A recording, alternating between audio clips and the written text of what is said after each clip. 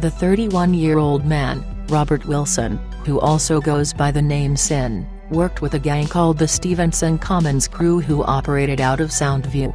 The group's members are responsible for multiple acts of violence against rival gangs as well as operating a drug-dealing business to fund the gang, court documents show. On September 13, 2018, Wilson and other crew members committed a robbery, punching, kicking and stomping on the victim in the process. The victim was seriously physically injured as a result of the brutal attack, prosecutors said.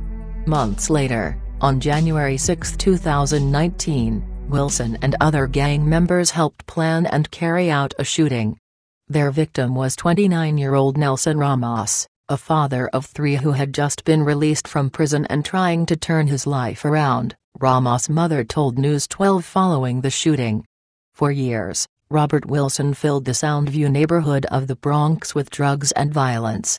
He then helped plan and execute the cold-blooded murder of Nelson Ramos in January 2019, U.S. Attorney Damian Williams said. Today, Wilson was rightly sentenced to 37 years in prison for these horrific crimes. We thank our law enforcement partners at the New York City Police Department, Homeland Security Investigations, and the New York City Department of Investigation for their outstanding work pursuing justice for Mr. Ramos and his family. Wilson pled guilty to participating in a racketeering conspiracy, narcotics conspiracy, and a firearms offense.